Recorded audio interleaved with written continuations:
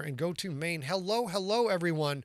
Welcome to Sigler in Place. Today we're going to be reading Slay episode number 41. If you haven't listened to Slay season 1 or even the rest of Slay season 2, that's obviously going to be some spoilers in here for you, but do the best you can. Or you can turn this off, go mainline all of season 1, go listen to the first 3 episodes of season 2, then come back, and then you can join us every Wednesday on this fancy pants thing. Now we have 5 live viewers on Twitter. Those of you who are popping in on Twitter, the software I'm using is called Restream. It doesn't communicate with Twitter very well. It didn't communicate at all before. Now it does. So now you guys are seeing this, but I apparently can't see any of your comments on the post, and it's impossible to have you involved in the chat. Thanks, babe. Thanks, babe. See you in a few. That was the indomitable A. Sigler. She's pretty awesome. Let me pour myself some tea. We're going to dive right into this. All right. Mainline it. Fill the hole. Rob Otto, I think, will agree with me. I don't think Rob was signed in, but the Lions had other penalties afoot on that play. Taylor Decker may have reported, but you know what? You got to do some other things too. There we go. All right. Ladies and gentlemen, let's do story time. That's what it's all about. Story time. Excellent. Let me make sure I've got my video face put on right. Remember, for those of you drinking at home, the way this works is if I snap twice like that, that means I flubbed a line and I have to come back and redo it. And the drinking game is every time I flub a line, take a drink. This is a full contact without a net, live read. That's how we do shit in these parts. Let's go. Start recording.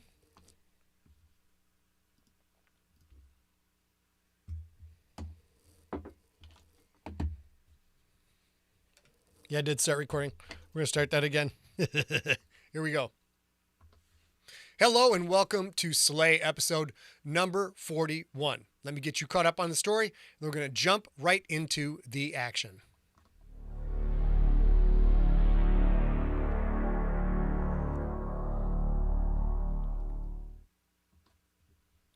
Previously on Slay. Lincoln's successful... Previously on Slay. Lincoln's successful lich hunt has bought the gang some breathing room, but they are far from solvent. Billy is trying to come to grips with his new reality. His grandma, who he lived with all his life, never told him about his powers or told him a dangerous mage named Vestinian is out for his blood. Before she left him with Linc, Magda, Ariella, and Dragon, Grandma removed a spell that made Billy seem far smaller than he really was. Sophia and Lukas, Lincoln's older sister and younger brother, are both Rixators, like their father Jacoby was, and like Linc and Magda used to be. Sophia and Lukas are the only other people who know Lincoln and Magda live at the old stone church.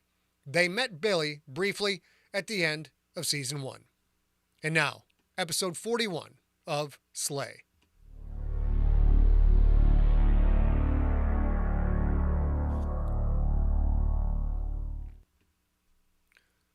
Billy cradled Dragon in one arm. The dog's little legs hung limp, a pose of total trust, total relaxation. "I gotta hand it to Bingles and his crew," Billy said. "It's like the fight never happened." The vestibule showed no sign of Dragon's rampage. No bodies, no bits of flesh, not even a drop of blood on the stone walls or the tile floor. Magda nodded. "Bingles is good at his job." Good and expensive, at least as far as Billy could figure. The horny little guy had charged triple his normal rate for the cleanup because of Linc not paying previous bills on time or something like that. The votive candle stand had been smashed by Dragon, or perhaps by Dragon slamming a Rolling Outlaws gang member against it. The stand now looked the same as it had when Billy had first seen it. Lincoln's fancy Verge TS motorcycle stood in front of the stand, plugged into the wall-mounted charger. Magda held a rune box. A few days back, which seemed like a few years back now, Lincoln had meant to put Billy's severed head in that box to collect a bounty placed by Dante Oganov. Now, the box contained the Lich crown. They could hear the faint, muffled sound of Lincoln and Ariella arguing in the nave. "We gotta get you some new clothes," Magda said. "I guess I can't really call you Lil P no more, if you know what I'm saying." Billy's free hand shot down to cover his crotch. The two small pajamas hugged him tightly everywhere, especially, it seemed, his privates. "Man, this is embarrassing," he said. "From the looks of things, you ain't got much to be embarrassed about in that department," Magda said. "And hey, you might not know your real past, but we do know you're not Jewish." Billy's face grew hot. From down the hall, he heard the men's room toilet flush. "Cantrell's here," Magda said. "Let me do the talking. Remember, your name is Walt Riggs now. Oh, and try not to think any sexy thoughts, will you?" Billy's face grew hotter still. "I'm guessing Riggs is from Lethal Weapon," he said. "But why Walt?" "Gran Torino," Magda said. "Walt is Clint Eastwood's character. Just be glad I didn't name you Leo Getz." Yeah, that's right, that little guy from Lethal Weapon. No thanks. Billy was done being little. "I feel like I should have picked my own alias. I feel like you should pipe down," Magda said. Grandma was gone, but now Magda, Linc, and Ariella could boss Billy around. The more things changed, the more they stayed the same. A man walked out of the bathroom. He wore a plaid suit and had a black leather messenger bag covered in enamel pins slung over his shoulder. He looked nervous and kept his eyes on Dragon. "Dylan Cantrell," Magda said. "Meet Walter Riggs." Dragon let out a tiny growl. "Nice jammies," Cantrell said. "Please keep a tight grip on that dog." He was afraid of Dragon. Maybe he knew what she really was. "Walt's living here now," Magda said, "so you might see him from time to time." Cantrell extended his messenger bag toward her, held it open. "I'll take the box and be on my way," he said. "I'll deliver it to Shocking Cock Khan and get a receipt for 3 payments to Callista." "Just like that, huh?" Magda put the rune box in the bag. "You're not going to bust our collective balls that Lincoln needs to go himself, or that you're a lawyer, not an errand boy, or some shit like that?" Cantrell closed the bag, let it drop back to his hip. "Lincoln did me a big favor," he said. "I don't mind schlepping for him for a little while. I'll be on my way." Cantrell all but ran to the bathroom, and he was gone. "He seems nice," Billy said. "I don't like him," Magda said. "Come on, let's stop Lincoln and Ariella from killing each other." Billy set Dragon down. They walked into the nave to find Lincoln and Ariella still going at it. She sat in her big office chair, which looked out of place in the mostly empty, peaked-ceiling nave, while Lincoln paced back and forth, a pint of black velvet whiskey in his hand. He wore boots, jeans, and a green and blue plaid flannel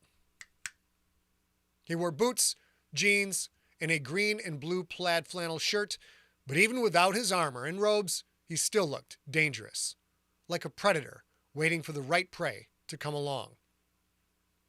"This is not time for revenge," Ariella said. "Can't you get that through your thick skull?" "I get to decide what I do," Lincoln said. "I killed a damn lich for you, like you asked. Now it's my turn. I want to find that motherfucker and cut his head in 2. They had been going around in circles for the last 30 minutes. Lincoln seemed madder than he should have been, considering the situation. "Our next mortgage payment is due in 2 days," Ariella said. "Do you want the Argentini..." I forgot to pronounce his name, guys. Sorry. Okay. "Do you want the Argentinarite Bank to foreclose on the church? The only place any of us feel safe?" Lincoln scowled. His nostrils flared. "Course not," he said, quieter now. "But how can we make this payment in time? Can we sell that ear cuff I took off the lich?" Ariella touched her turquoise necklace. Billy saw she had added the ear cuff to its many charms. The cuff has better uses, she said. I can pawn one of my meshwork links. Or rather, you can. Will you go to quarters for me?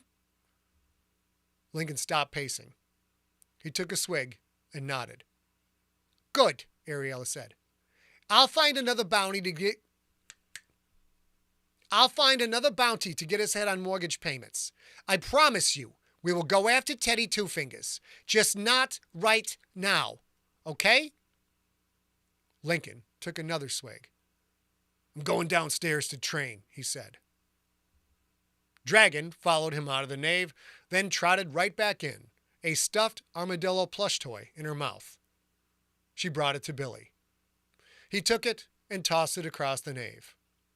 Dragon scrambled after it, long ears flapping madly. I feel like I need to know about this Teddy dude, Billy said. Can you guys fill me in? Dragon brought back the toy. Billy threw it again. I know some of the story, but not all of it, Ariella said. Truth be told, I'd like to hear it myself. This time, Dragon brought the toy to Magda. She tugged it out of Dragon's mouth and tossed it. Teddy kidnapped children, Magda said. Some enlightened, some purblind. He kept them in this big basement in Cordis, in the dark, tied to beds. Dream gaunts, they're nasty little monsters that cause nightmares to order, made the kid's life live in hell. Take a guess why Teddy did that, Billy. Billy didn't have to think all that long.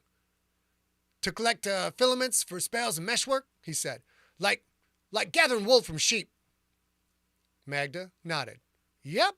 He did a big trade on filaments of hopelessness, abandonment, terror, panic, all kinds of shit like that. The Bastion found out and sent me and Linc to regulate his ass. Took us 2 months to find him. We busted up his operation. Teddy and Linc fought. Linc's hatchet hit Teddy's sword hand, chopped off his pointer and index fingers, which logically left the ring finger and the pinky. Hence, Teddy Two Fingers, Billy said. Yep. We took him and his associates in. They got life in the Gaol, and that was lucky. They should have been executed. The Gaol, Billy said. That's some maximum security prison or something like that? Maximum security. Magda let out a rueful laugh. Well, apparently not. The Gaol is under the Bastion in Cordis. I'll tell you about it some other time. Teddy broke out. He wanted payback on Linc. He kidnapped Linc's son, then put Sam on the shelf. Dragon brought the toy to Ariella. She ignored the pup. That's when Callista offered that contract to Lincoln, Ariella said. Callista has connections on the shelf. Lincoln made a deal with her. It was a bad deal. I got him out of it. Sort of out of it, anyway. Lincoln still had to make payments. If he failed, Callista would pull her protection and Sam would be in big trouble. Billy felt bad for Linc, wanted to help the guy. And Billy could help. He knew it, just as soon as he learned how to use his power. Lincoln walked back into the nave. Sophia just called, he said. She and Lukas are on their way. They have to talk to us about something. About my dad, maybe. I don't know. Magda crossed her arms like a pouting child. I'll be downstairs, she said. You know I don't like them. You don't like anybody, Lincoln said. And you'll stay up here. They want to talk to you, too. Billy wondered why Magda didn't like them. Another story to be told later, perhaps. What about me? Billy gestured to himself, to his new, larger body. Should I stay in my room or something? Lincoln thought for a moment. You stay down here too, he said. They already know about you. They know about the old stone church. We'll let them see your change. Having allies in the Bastion is a good thing, kid. A real good thing. Ariella stood. Well, you three have a great time. I don't want anything to do with anyone from the Bastion. It's bad enough that they know about this place. Talk to them, get them out of here. Then give me a call, Lincoln. I'll decide if I want to come back tonight or not. Ariella turned and left the nave. Baphomet's big bounty of bounties tucked. Ariella turned and left the nave. Baphomet's big binder of bounties tucked under one arm. Billy couldn't help but look at her ass as she walked out. Heels clicking, stocking-clad legs striding, hips swaying within her tight skirt. "Let me get a napkin for your drool," Magda said. "Both of you." Billy's face flushed hot again. He covered his crotch with both hands, this time because his pajamas were getting tighter. "Hey, Linc," Billy said, Can I borrow some of your clothes?"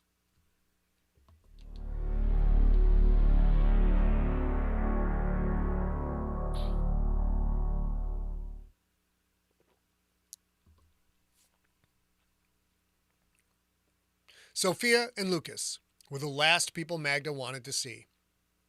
She appreciated their assistance with the Roland Outlaws, but that act did not erase the fact that they had abandoned her in her time of need. When everything went to shit, when Magda couldn't function, when the Bastion had cut her off, only one person had stood up for her, made a statement for her. Only Lincoln. Had he done that out of guilt? Maybe. Probably. But he had done it. Her dear friends Sophia and Lukas, not a peep in her defense. And that cocksucker Juanita, who, more than anyone else, could have backed Magda, helped Magda, Juanita had sold her down the river. A scent caught Magda's nose, made her stomach grumble with instant and powerful hunger. Lincoln entered the nave, followed by Sophia and Lukas, both dressed in full Rixator armor and cloak. Sophia held up 2 red paper bags marked with the familiar Burger Monster logo of Big Nasties and the chain's beloved tagline, "No human meat since 1673. "We brought your favorite, Magda," Sophia said with a smile. Who wants some Facinor's fries and sinister soul holes?" Nasties was Magda's favorite. Her victory meal with Linc back when they used to go out and stomp heads together. But you could only get Big Nasties in Cordis, unless someone brought it to you. What a fucking nice thing to do. Goddamn, Sophia. "Thank you," Magda said, taking a bag. Sophia and Lukas looked so damn good in their cloaks and armor. Magda suffered a stab of jealousy. They were still Rixators. They were still embraced by the Bastion. They still got out there protecting people. Sophia looked at Billy, looked up at Billy, because now he was a half-foot taller than she was. "Nice shirt, stranger," she said. "I seem to remember buying Lincoln one just like it for Christmas." The gray and black plaid shirt fit Billy well, as did the old pair of Linc's black jeans and his black boots. They fit so well, Magda had to wonder what Billy would look like in Rixator armor and cloak. Pretty damn fine. That was how he'd look. "Don't tell me this is the same guy," Lukas said. Lukas was a bit taller than Billy, but only a bit. Billy might be a touch wider in the shoulders. Hard to tell with Lukas in the cloak and armor. Lukas had all of his brother's scowl and none of his sister's charm, while Billy had an innocent charisma all his own. "It's the same guy," Lincoln said. "Billy had a growth spurt." Sophia nodded. "A growth spurt. Uh-huh." Magda knew Lincoln wasn't about to explain what had happened. Sophia and Lukas might have the good sense not to ask, and they might not. Time to change the subject. "We only got the 2 chairs," Magda said. "We can eat at the beer pong table."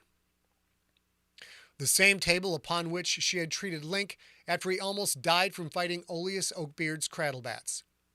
A bit gross, but Bingles had cleaned up most of the blood. They gathered around the table to the tune of unwrapping burgers, spilling fries.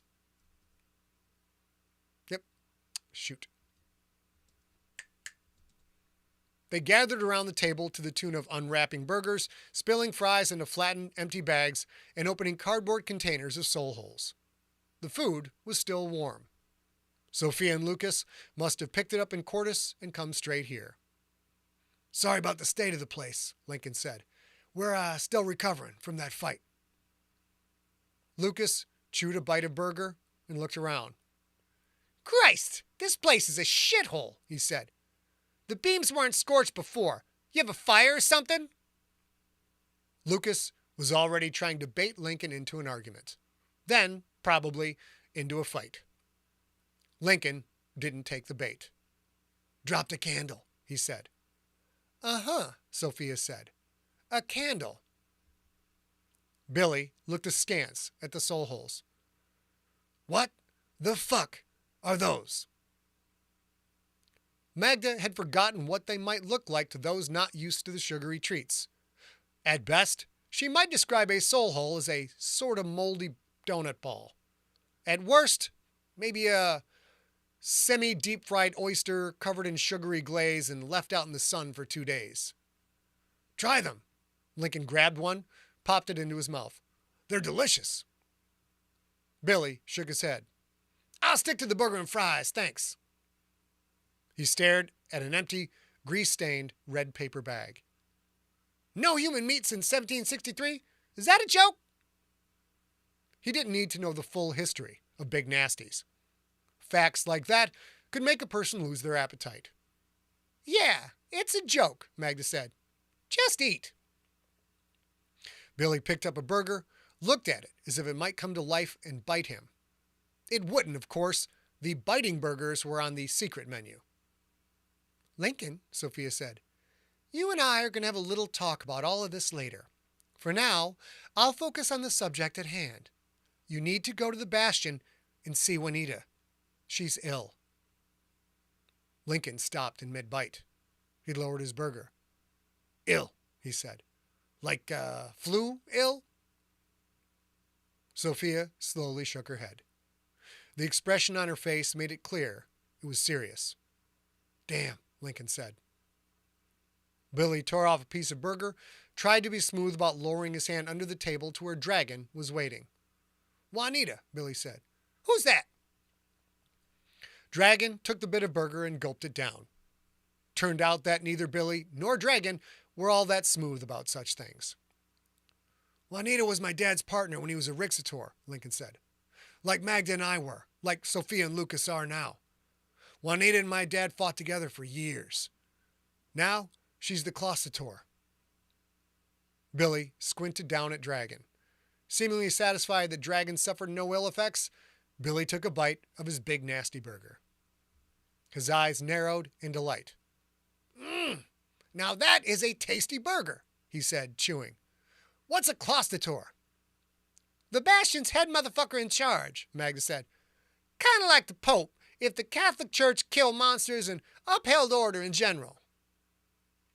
Lincoln tore his burger in two, held one half up in the air. Shitbird flew into the room like a shadow fired from a hypersonic gun, snatched the burger half, and was gone just as fast. "How sick?" Lincoln asked. "Like, gonna die sick?"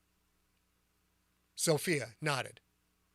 "Lukas and I are seeing if we can take Dad to the Bastion to visit her." That was a nice gesture, even if Jacoby might not remember who she was. Maybe it'd be more for Juanita than for Jacoby. When Lincoln and Magda had become partners, Juanita, still just a Rixator at the time, had taken Magda under her wing just as Jacoby had taken Lincoln under his. Linc and Magda had been teenagers, full of optimism and swagger. Fuck. It felt like a million lifetimes ago. "Go to the Bastion," Linc said. "Sure. Is that pissant Basil still the Colossus Secundo?" "He is," Sophia said. "And he can't wait to take over." Basil Beverly was a holier-than-thou fuckstain as far as Magda was concerned, and a crazy conspiracy theorist to boot. "Cluster Menudo?" Billy shoved a handful of fries into his mouth. "What does that mean?"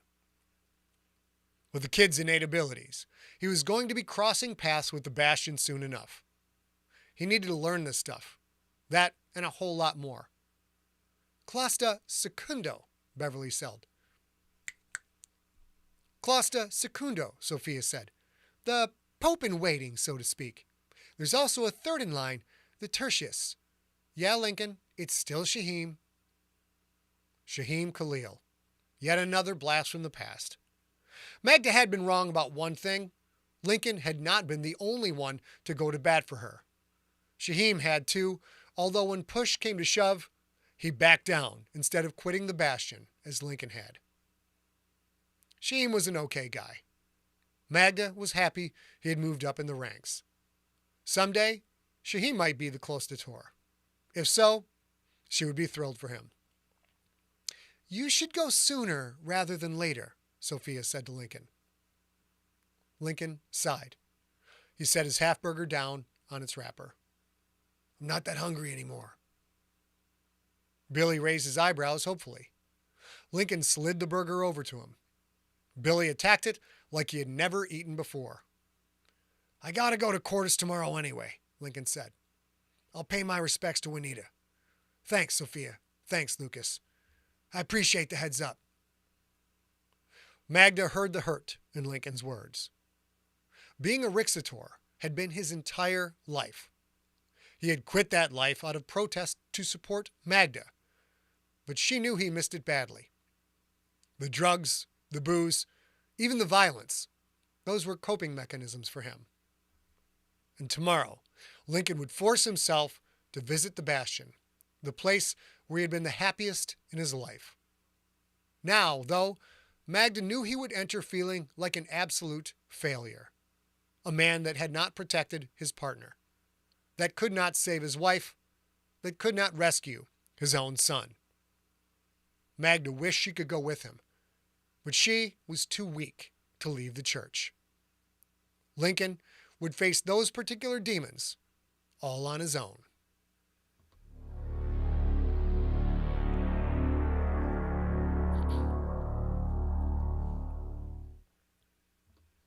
That was episode number 41 of Slay. Come back for episode number 42, where Linc takes a trip to Cordis and to the Bastion and probably gets into trouble. Good night. There we go. All done. Come on up, babe, whenever you're ready.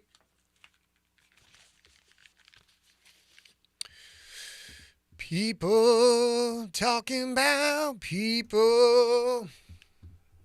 How can I forget you, girl?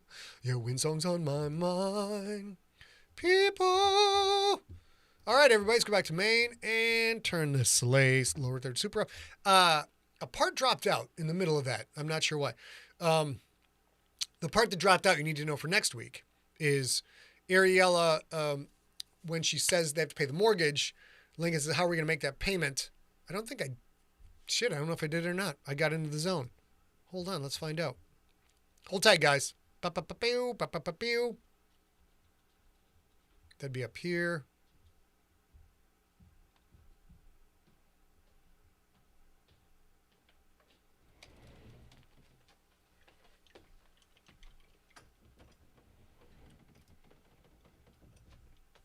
Nope, I did get it right. Sorry. I actually got all that shit in there. Thanks, hon. No. Oh.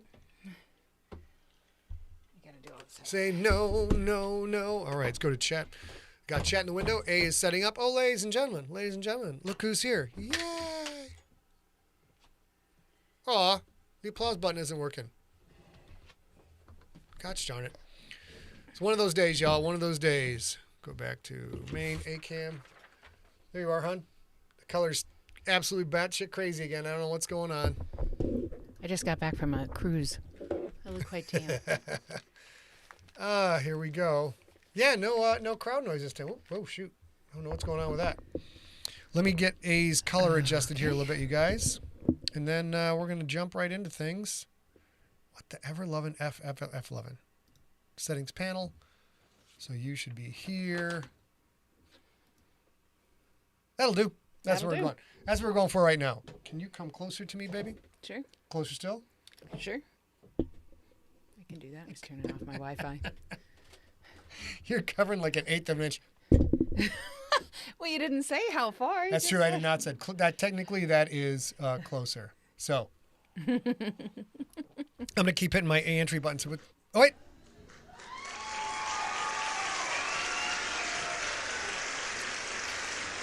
All right. It looks like we actually had a comment on Twitter. I'm going to see if I can figure this out. Nope. Let's go ahead and hide this. Turn this off. We're trying to see if we can work Twitter into this. The people out there, they all know. Is my mic on? Yes. Your mic's on. Of course it is. On. All right. It's never not on. Sam Sykes can hear us. Hello, Sam. How the hell are you? We are still... I'm going to stop saying it. Obviously, we're trying to fucking figure Twitter out. What can you do about it? So what do we got to cover for you guys today? We got some... the newsletter.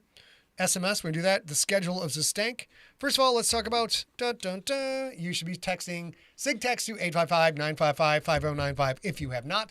That gets you on our SMS list. This does appear to be North America only. Appears to be North America only. We're working on it. We'll conquer the rest of the world soon enough. And then info to set and newsletter. And if you're not signed up for the newsletter, sign up for the newsletter. That's still the single best way for us to keep track of everything. We'll tell the story about Substack after we get done watching the video. Can you remember that? What? Substack. We'll talk about Substack, why it's important to, if you're a fan of mine, to just be on this newsletter list, because it's the one source of data that we fully control. Yes, Rob, it is the S&M list. So coming up in the world of stank on Sunday, December 31st, most recent Sunday, Slay 40 went live into the podcast feed.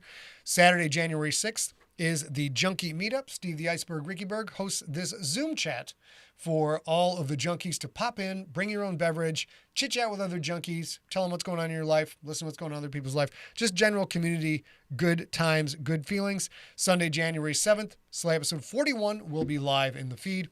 Wednesday, January 10th, we'll be right back here, this pretty face and me, for live stream of Slay episode number 42. And on April 1st, 2024, Slay season 1 in ebook and audiobook hopefully will be out. All right. Now, let's go ahead and go to the big news in the world of Super Weapon. Oh. I wore my cousin's band shirt today. Oh, on purpose. Got the world debut of the new Super Weapon video with a budget of approximately $17 million.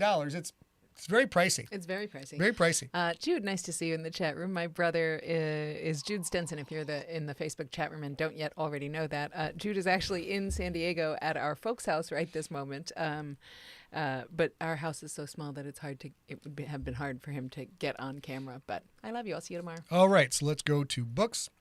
Now, I will manage the volume on this as best I can. It might come out a little loud, but we will try it. We're going to watch this video. Feel free to talk during the video. If you want to see this video in its entirety without us blabbing, just go to youtube.com/superweaponband or superweaponband.com. Be warned. Be warned, those of you who like yacht rock. So, of course, it's not yacht rock. You guys know Merciless, but the drummer in Superweapon, his name is Adam LaRocca. And the shredder? Severiano Wada, who just destroys the atmosphere on this. Let's go. Let's have some fun. Go to books. Ladies and gentlemen, here we go.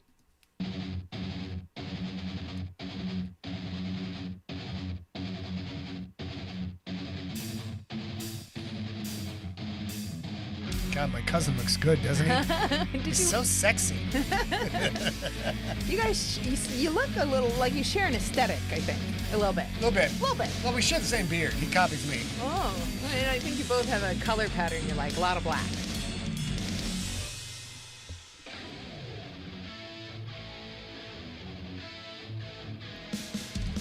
Adam's first video with the band. So Nice, nice.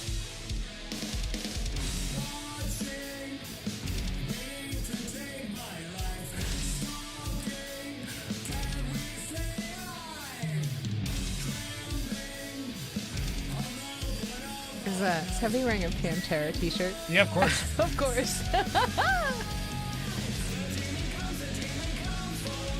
For me.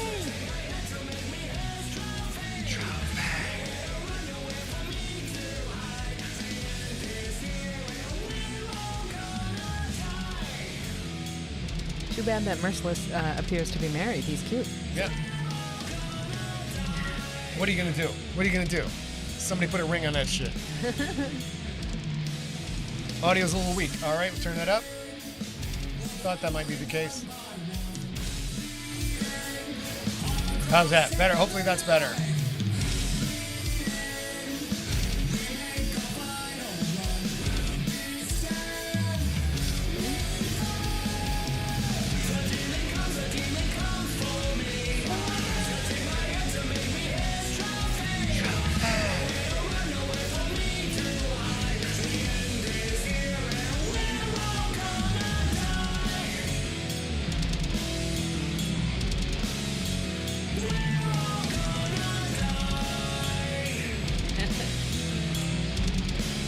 Okay, now we'll turn it up a little bit just to make sure we got this right. That fat synth bass, sexy. Cobalt, if you like Pantera, you're gonna like this shit right here. I'm gonna turn this up with the solo, y'all. Kick it, City!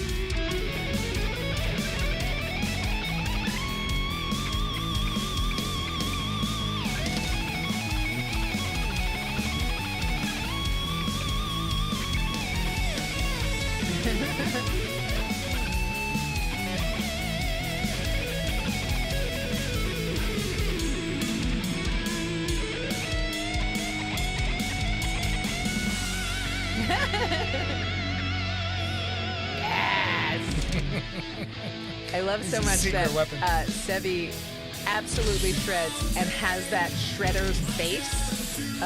Because if you meet him in person, his personality is it's much more unassuming than a rock god.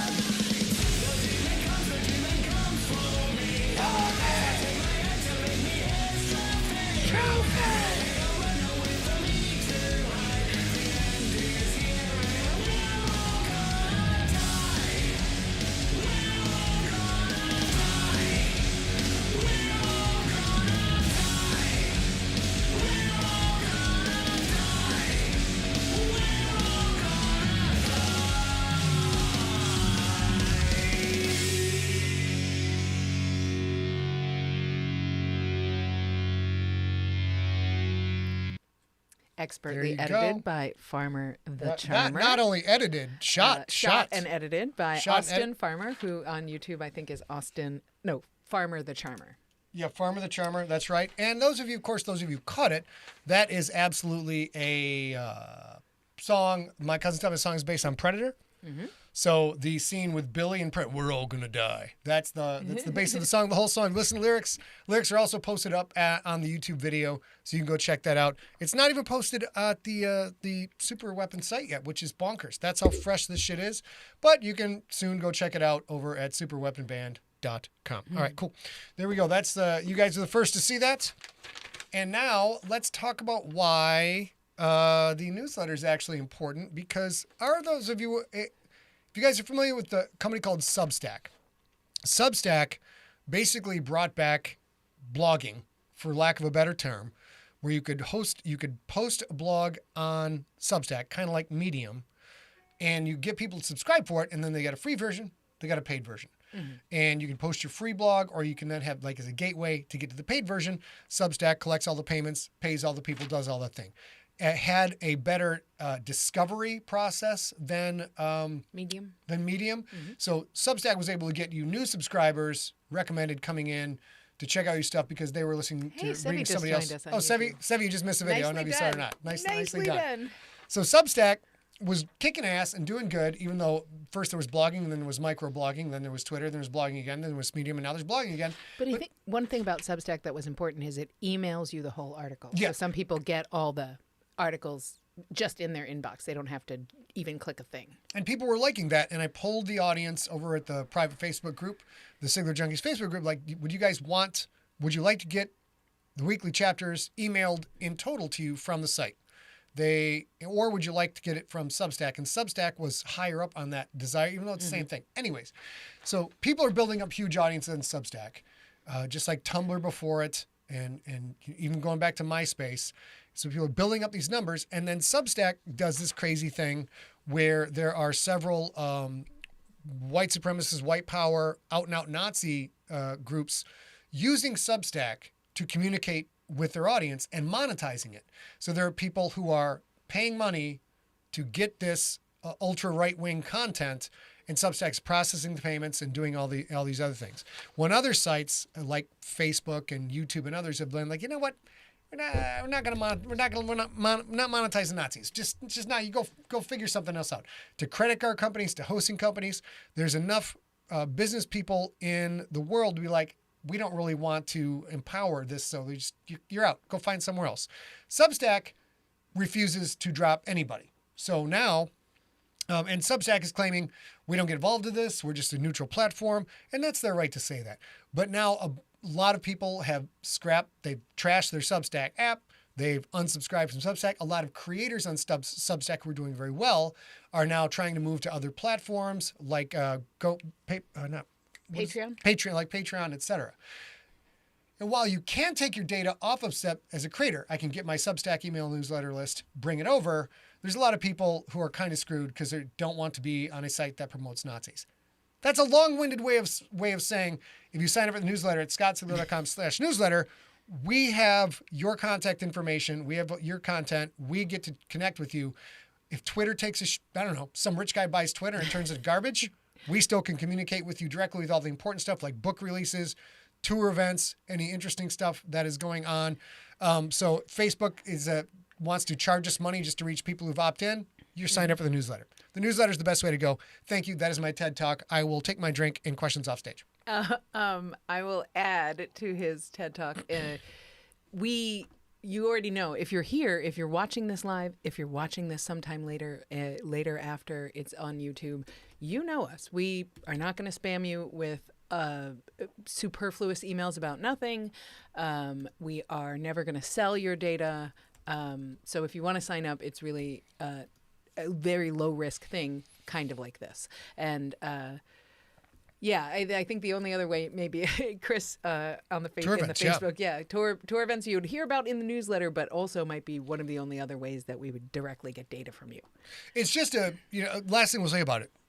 At the end of the day, the original way to communicate with fan bases, an email newsletter list, is now the best way. It's still the best way because of all the throttling that's out there and all the crazy stuff going on sites and people choosing not to. You've opted in to listen to me, not unless Scott pays, and all of that shit. This is the best way to make sure you know when the new books are coming out. And there are some fucking new books coming out in 2024. I won't talk about them just yet, even though I already talked about one. But we got stuff. Stuff is happening. Chris Grell's got some inside information. Don't share it. We haven't announced that yet. And there you go. That is it. What do you want to talk about, babe? Let's see how much. We don't have all that much more time. So I want to talk a little bit about the crazy December that we had. If you were here, oops, I hit the mic. That's the second time. If you were here at the last Sigler in Place, you might have heard some of this. But we had just, especially after so many years being science-minded and staying fairly locked down and staying away from most large events until 2023, we had the entire month of December was insane and wonderful, and we got to catch up with a ton of people, got to see family, got to see lots of friends that we very rarely get to see, got to see an inordinate amount of junkies that we don't always get to see anymore since Sigler Fest is done. And we both got through healthy. We had a few days where we were pretty run down between Christmas and New Year. I think going through so much after so long, we spent a quiet time between Christmas and New Year. Good night, Gina. But yeah, we went to, I think I've told you guys this, so I'll be really quick. We went to New Orleans with dear friends, and then we went to visit family in North Carolina, and then we spent one night in New York City, and then we went with my brother and sister-in-law and Christopher McWhite, who you might know, who's in Sigler Junkies, and his fantastic wife. My brother and sister-in-law took all four of us to the Army-Navy game, and it was spectacular. I was ill-prepared. My brother-in-law, Irv, Scott's brother, the morning of when we were headed to Gillette Stadium in Boston, he texted me, or maybe yes, I don't remember. And he said, I am so excited for you. It is the single best sporting event I have ever seen with my own eyes. I know you're going to love it. Have a great time. And I looked at it like 100 times because his brother Irv is a football coach. He has seen so many wonderful things, and it was very lovely to kind of see him so excited about that, and then it exceed expectations. It was just a spectacular time. And then we flew back here and got back to work and then had a junkie open house here, which was super fun. We had friends from Colorado, and of course Steve Riegeberger was here. We had a lot of folks come. It was super fun. And then between Christmas and New Year, we did almost nothing at all. Almost nothing at all. This is the second person who's asked. David asks, what are my thoughts on the controversial call during the Cowboys-Lions game? Bruce Bach asked that earlier. I don't know if he's still in the chat room or not, but I will say, those of you who don't follow football, which is crazy if you've read my series, the Galactic Football League, the Detroit Lions played the Dallas Cowboys on the last Monday Night Football game of the year, the previous Monday. Was that just a couple days ago? What day is this? Wednesday? This is Wednesday. Yep. So it was 2 days ago? I'm asking if it was 2 days ago. 2 days yes. ago, I know it was last week now. I'm lost. I was here. I thought I heard something. So the Lions stormed back, came from behind, despite a lot of turnovers and playing quite piss poorly for most of the game. They were down. They were down 2013. Scored a touchdown, made 2019 with very, very little time left. Lions decided to go for 2. Instead of kicking the extra point, tying it up, going overtime, they decided to go for 2. Not crazy about the call. Ballsy call. They go for it. They run a tackle eligible play. So the tackle on the left side, you've got center, guard, tackle. That tackle supposedly declared his eligibility as a receiver with the ref. You can do that. Tackles, guards, and centers are not normally eligible to catch a pass. If you throw it to them, it's an illegal receiver downfield. If you would tell the ref this person is reporting as an eligible receiver, the ref then announces it so the defense knows, then he can run that play. Taylor Decker, the guy for the Lions, appeared to report to the officials. The official then did not announce him. It announced Dan Skipper, the guy on the right tackle side. And so the ref heard one guy say tackle eligible, not the other. The ref didn't hear, apparently, that guy caught the 2-point conversion, which would have given the Lions a 21-20 win. And right now, at this point, put the Lions in position to have the number 1 seed in the entire NFC and get a bye week in the first week of the playoffs and have home gate field throughout the playoffs. So this is a monumental, huge call. Did I see video of both receivers walking up to the ref together? Yes, and then a third lineman, because the only reason you send a third lineman who's not going to declare eligible is chicanery. You're trying to fool the Cowboys into thinking this other guy is also eligible, which he was not, so they have to cover all 3 of the guys. So it was some gamesmanship for sure. It was a shame. It was, by all intents, you can see video of Decker going up, talking to the ref. And physically signaling. Yep. Physically signaling. So that calls a bunch of bullshit. However, there were apparently a couple other penalties that could have been called because the tackle eligible there wasn't another person on the line, therefore to cement his eligibility as an eligible receiver.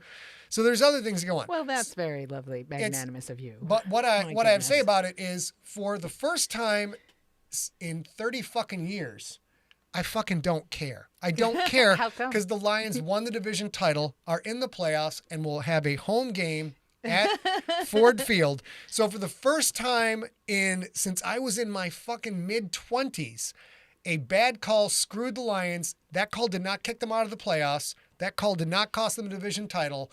That call did not cost them a winning season. It was a shitty call that we wish we would have gone our way, but the Lions are still division champs, still in the playoffs. Still Kings of the North. Still Kings of the North, still get a home game. So I have mixed emotions, but my emotions are far more positive about the whole thing. Although, do you want to tell them what happened at your parents' house? No, not yet. I want to take a break. I guess so. I just have 3 little things to catch up on. One, my mom is in the Facebook chat room. Marianne Nadowski is my mother and Jude C. Stenson's mother.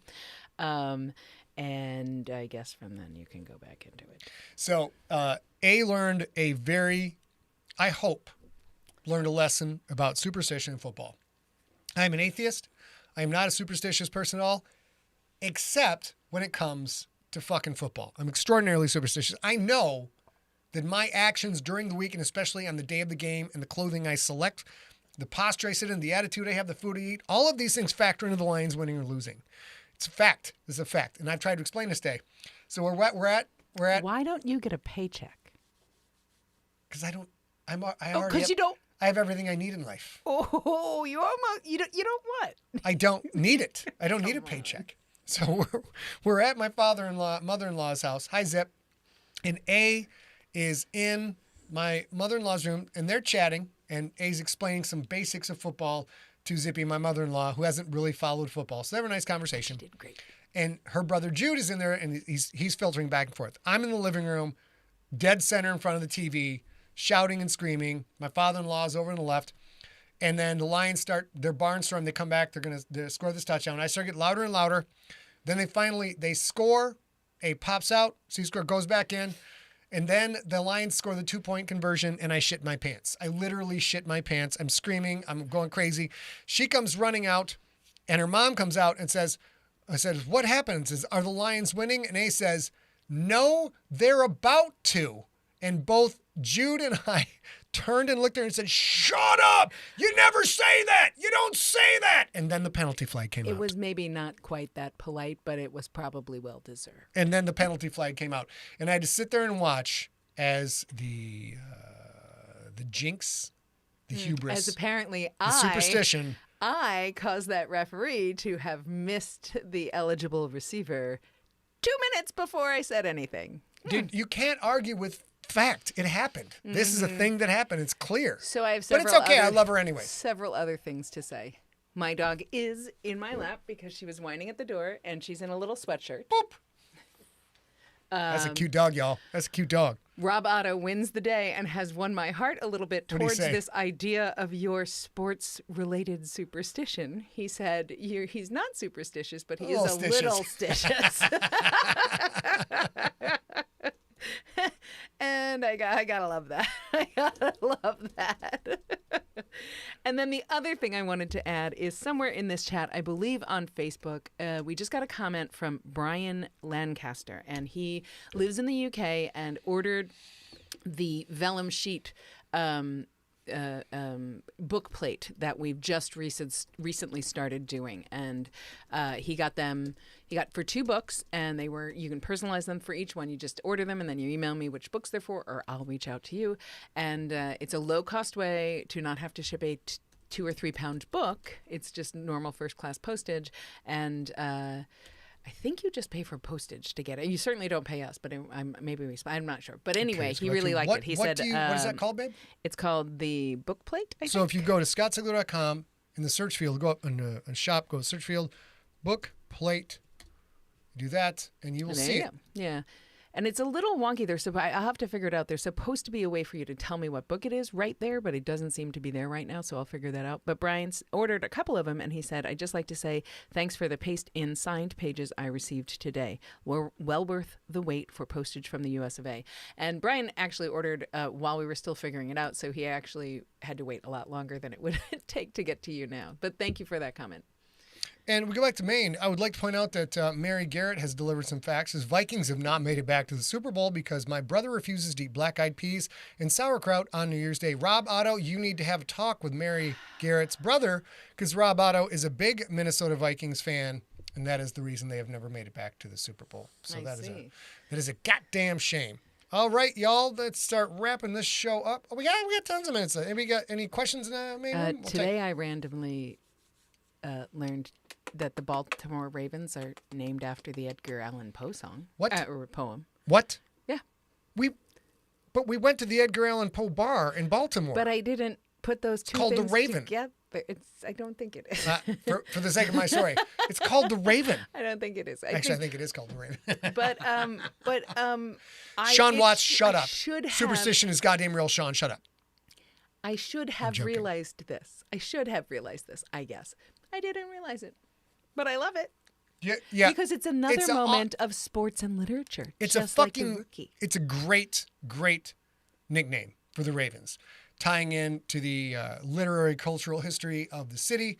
It's fantastic. There is an Edgar Allan Poe bar in Baltimore that we went to with Allie Press and Julie Press, and it's great. I highly recommend it. It is wonderful. And Ben. And Hillary, everybody, all the presses. Everybody.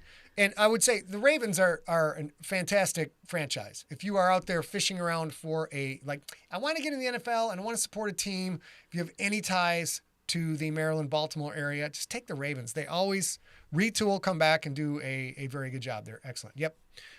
R.I.P. Rest in peace, Bruce. We got to go to that bar with him, and it was great. It was great. You cannot get a... Well, No, you know Rob. what? No, I Rob. don't know, but No. I don't think you can get a po' boy. I can't believe it. You sassed me about the Ravens and you didn't Okay, get the that. Ravens have been around for 40 fucking years. The Po po' boy, has I had been 2 around seconds. I didn't get the both of joke for 2 those. seconds. Okay, fair.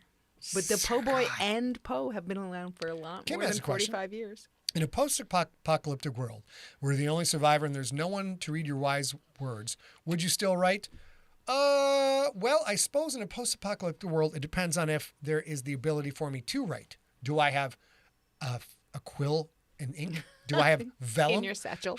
In my satchel? How do I actually jot down my words? And let's see, I'm the only survivor, and there's no. I'm not going to write if I'm the only survivor. I'm going to scour the wastelands and the ruins of cities for old penthouses and playboys. And Oh, good. occupy my time wisely until I die of dysentery. This is what I do if I'm the last person. You know what?